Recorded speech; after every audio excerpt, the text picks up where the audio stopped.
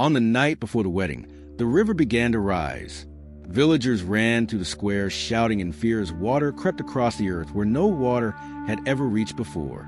Because only moments earlier, the elder brother had tried to kill his own blood, and the river was not going to allow it. But to understand how a wedding could turn into a war between brothers, we must return to the beginning. No one in the village could agree on many things. But there was one truth every man, woman, and elder believed without question. The most beautiful maiden in the village would one day marry the chief's eldest son.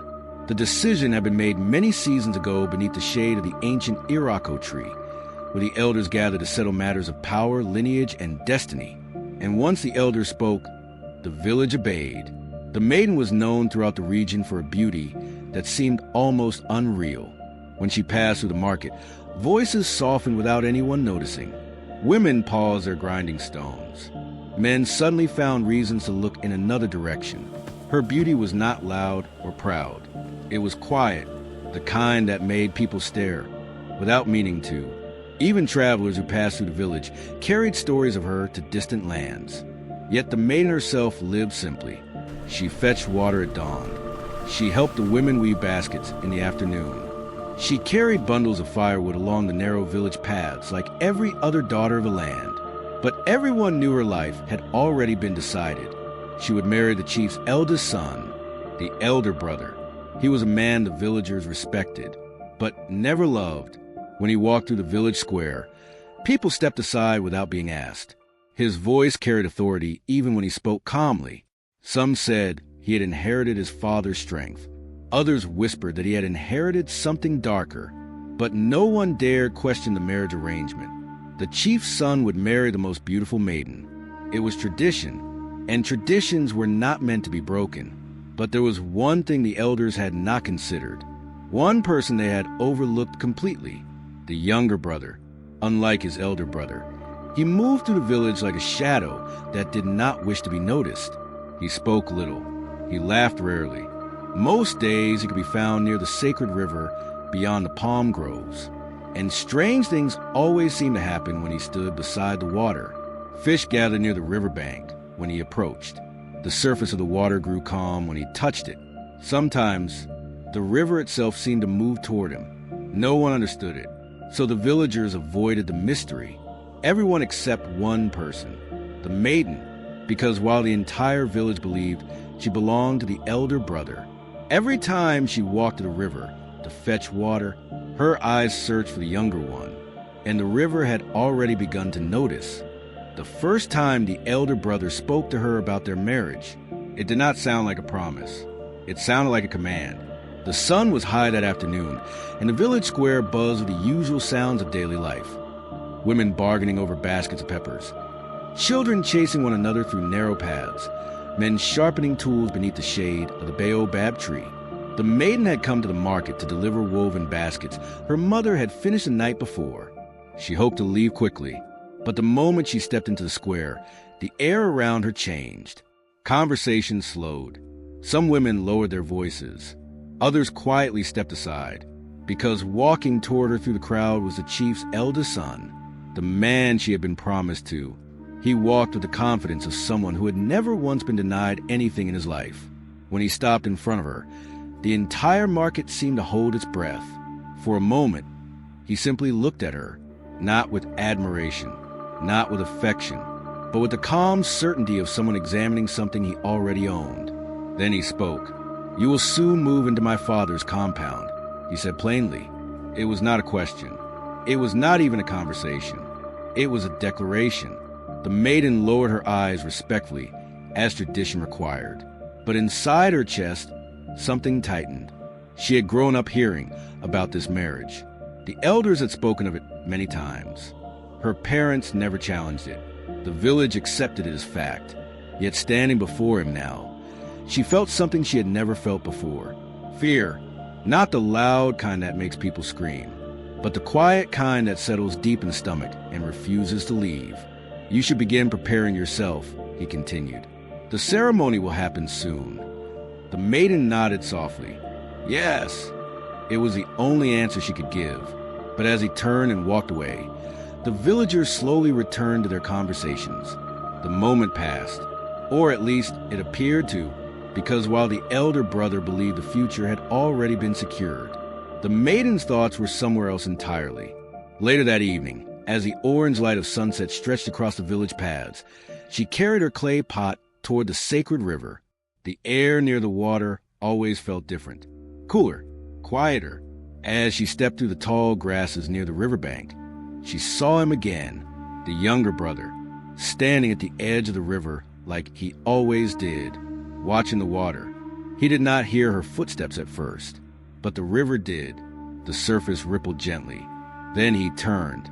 Their eyes met, and in that quiet moment beneath the fading sunlight, the maiden realized something dangerous. The man the entire village expected her to marry was the one she feared, but the one she could never have was the only one her heart had chosen, and neither of them yet understood just how dangerous that choice would become. For a long moment, neither of them spoke. The river moved quietly beside them, brushing against the smooth stones along the bank. The maiden held her clay pot tightly against her chest, unsure whether to step closer or turn back toward the village before anyone saw her here. The younger brother lowered his gaze first, not out of fear, but out of habit. He had grown used to avoiding the curious eyes of the village. "You should not come here so late," he said quietly. His voice was calm, but there was something distant about it, as though part of his mind was always listening to something far away. The maiden forced a small smile. "This is where the cleanest water is." He did not argue. Instead, he stepped aside so she could reach the river's edge. The water shimmered in the fading sunlight as she knelt and lowered her clay pot into the current. But something strange happened the moment the pot touched the surface. The water stilled, not the natural stillness of a calm river, a deeper stillness, the kind that made the air feel heavy. The maiden noticed it too. Slowly, she looked down at the water, then back at him. "You see it too, don't you?" she whispered. The younger brother did not answer immediately. Instead, he crouched beside the river and dipped his fingers into the water. Soft ripples spread outward. Then something even stranger happened. Small silver fish began gathering near his hand. Dozens of them, moving slowly through the water as though answering a silent call. The maiden's eyes widened. "I have never seen that before." The younger brother quickly withdrew his hand. The fish scattered instantly, vanishing beneath the dark water. "It is nothing," he said, but the maiden shook her head gently. "No." She looked at the water again, then back at him. "The river listens to you." The younger brother turned his gaze toward the flowing current. The truth was, he had noticed it long ago. When he was a child, the river always seemed calmer when he entered it. When storms passed over the village, the river never became violent when he stood near it. Even animals behaved strangely around him. Birds perched closer, fish gathered, and once, many seasons ago, he had fallen into the river during a storm. The villagers believed he would drown, but the river had carried him safely back to shore. No one could explain it, so the villagers simply whispered the same thing over and over again. The boy belonged to the river. The younger brother stood slowly. "You should return to the village," he said softly, "before someone notices you are gone." The maiden hesitated. There was something she wanted to say, something dangerous. But before the words could leave her mouth, a voice echoed from the tall grasses behind them. Cold, sharp, familiar. "So this is where you hide." Both of them turned at once. Standing at the edge of the grass was the elder brother, watching them, and the look in his eyes made one thing painfully clear. He had seen everything. For a moment, no one moved. The evening wind carried the quiet sound of the river flowing behind them, but the stillness between the three of them felt heavier than the water itself. The elder brother stepped out of the tall grasses slowly. His eyes never left the two figures standing near the riverbank. The maiden felt her chest tighten. She had never seen him look at anyone this way before, not with anger. Something colder, something far more dangerous. "How long?" he asked. His voice was calm, but the calmness made the question feel like a blade. The maiden lowered her eyes immediately, her fingers tightening around the handle of her clay pot. "I came for water," she said softly. The elder brother's gaze shifted briefly to the river, then back to the younger brother. And you, he said, you stand here like a guard dog beside the water every evening. The younger brother did not respond. He simply stood where he was, his posture relaxed but steady. That silence seemed to irritate the elder brother even more. You forget your place, the elder brother continued. You forget whose wife she is meant to be. The maiden felt those words land heavily in the air. Wife, the words sounded final, possessive, as though her future had already been locked away somewhere she could not reach. The younger brother finally spoke. She came for water. Nothing more. No challenge. No anger. Just the truth. But the elder brother's eyes narrowed. The quiet answer only seemed to make him more furious. You think I don't see what is happening here? He said slowly. The maiden shook her head quickly. There is nothing happening. But the elder brother stepped closer now, his presence filling the narrow space between them. There will be nothing happening, he said firmly. His gaze turned back to the maiden. The ceremony preparations will begin soon. He paused. And when that day comes, you will stand beside me in front of the elders. The words felt like chains being quietly locked. The maiden said nothing, because she knew the entire village expected exactly that. The elder brother then turned toward his younger sibling. For a long moment, he simply studied his face, as if trying to understand something that had always irritated him, but never fully revealed itself. You spend too much time with the river, he said. His tone carried a hint of mockery now. Perhaps you believe it belongs to you.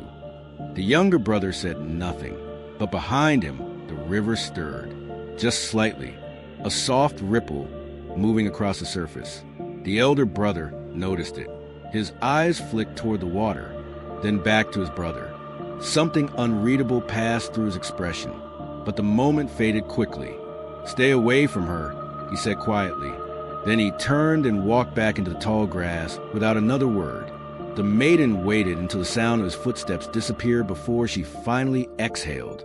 The younger brother remained staring at the place where his brother had stood, but in his chest, a quiet realization had already begun to form.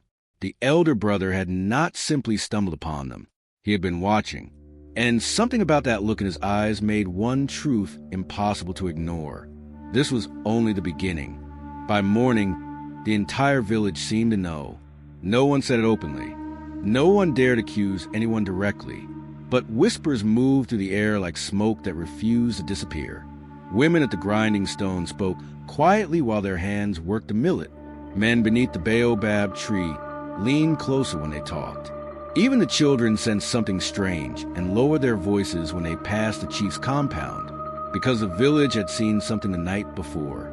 The elder brother, leaving the riverbank, angry, silent, walking back toward the village long after sunset. And whenever something unusual involved the chief's eldest son, people paid attention. But there was something else the villagers never forgot, something older, something far more unsettling. The younger brother. Long before the two brothers became men, the village had already whispered about the strange child born into the chief's household, a child who arrived after a ritual no one fully understood. The older women remembered it clearly. They remembered the night the chief's wife disappeared into the sacred river. They remembered the priest who led the ritual. They remembered the silence that followed. 7 nights, 7 full nights the woman remained inside the river. No one was allowed to approach the water. No one was allowed to ask questions. And when she finally returned to the village, she looked different, quiet, as though she had left a part of herself beneath the river's surface. Months later, the younger brother was born. From the moment he opened his eyes, the whispers began. Some said the child's birth was a blessing. Others said it was something far more dangerous, because children born from river rituals were not always meant to live ordinary lives. And as the boy grew, the whispers only grew louder. Animals behaved strangely around him. Fish gathered near him when he stood by the riverbank. And once, during a violent storm many seasons ago, the child had fallen into the raging river. The villagers were certain he would drown, but by morning, he had been found sleeping peacefully on the riverbank, alive, untouched. Since that day, the whispers had never stopped. The boy belonged to the river. Some villagers said it softly. Others refused to say it at all. But everyone thought it. And now something even more troubling had begun to spread through the village, because the most beautiful maiden in the land had been seen walking toward the river more often than before. Some said she simply preferred the quiet there. Others believed something else entirely, that the maiden promised the elder brother had begun spending time with the one person the village feared to understand, and in a village where tradition ruled everything. Such rumors were dangerous, very dangerous, because if the whispers reached the wrong ears, the consequences would not be quiet. And the one pair of ears no one wanted those whispers to reach already belonged to the elder brother. The first person to notice the change was the chief's wife. Mothers see things others miss. Small silences, hidden tensions, the way people avoid looking at each other when something dangerous is growing beneath the surface.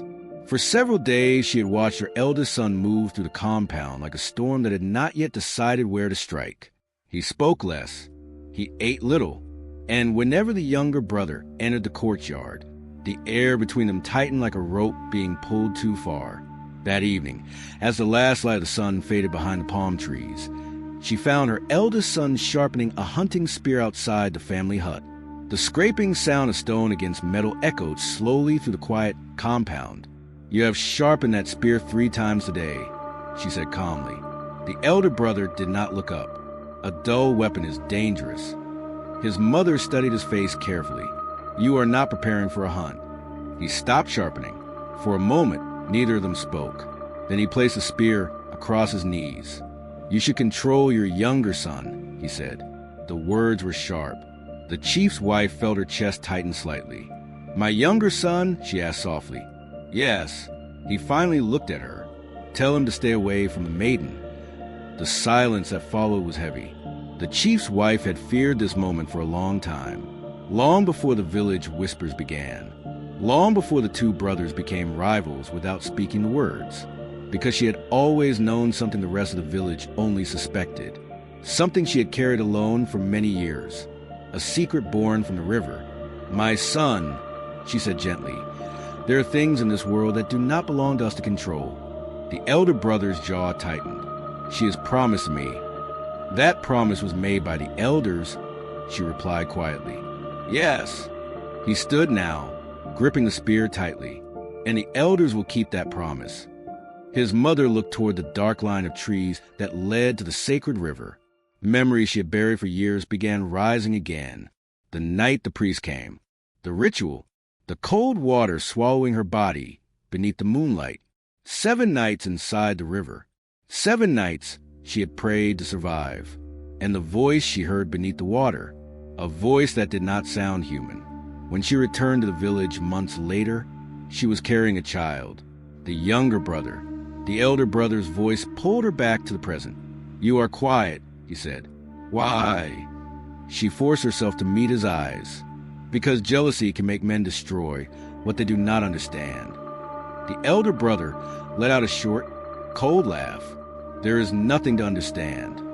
But his mother knew better, because deep in her heart, a truth she had hidden for years had begun to surface again. The younger brother was never meant to live an ordinary life in the village, and if the elder brother pushed his anger too far, he might awaken something the river had kept quiet for far too long. The moon was already high when the elder brother left the compound that night. He carried no torch. He did not need one. The narrow path toward the sacred river was one he had walked many times before. But tonight, his steps were different. Faster, harder. The anger inside him had been growing for days, fed by whispers that crawled through the village like insects in dry grass. Whispers about the maiden, whispers about the river, whispers about his younger brother. By the time he reached the riverbank, the water reflected the pale moonlight like a sheet of dark glass. And there, exactly where he expected to find him, the younger brother stood beside the water, watching the river. The elder brother stepped out from the shadows. So the whispers are true. The younger brother turned slowly. For a moment, neither of them spoke. The air between them felt heavier than the humid night. "You should not follow me," the younger brother said quietly. The elder brother let out a short laugh. Follow you? He stepped closer. You think I came here to watch the river? His voice dropped lower. I came here to end this. The younger brother's eyes narrowed slightly. And what? You. The word landed like a stone. For the first time, the younger brother took a step back, but the elder brother was already moving. The spear in his hand flashed under the moonlight as he lunged forward. The attack was sudden, violent. The younger brother barely managed to twist aside as the spear struck the ground where he had been standing. Before he could recover, the elder brother shoved him hard. The younger brother stumbled backward, straight into the river. The splash echoed loudly through the silent night. For a brief moment, everything went still. The elder brother stood at the edge of the water, breathing heavily, waiting. But then something strange happened. The river began to move, not with the gentle flow of a normal current. The water twisted, rising, curling upward like something alive beneath the surface. The elder brother stepped back suddenly. The river surged forward in a sudden wave, and the younger brother rose with it. The water lifted him, not drowning him, protecting him. The younger brother stood again on the riverbank, soaked but unharmed. Behind him, the river roared louder than it ever had before. The elder brother stared in disbelief, and for the first time in his life, fear touched his eyes. Because the whispers were true, the river did not belong to the village. The river belonged to him. And tonight, the river had chosen a side. If this story pulled you in, the next part will reveal what the village does when they realize the river is protecting the younger brother and what secret the chief's wife has been hiding all these years. Make sure you subscribe to the channel and turn on notifications so you don't miss part 2, because the truth behind the river ritual is far more dangerous than anyone in the village imagined.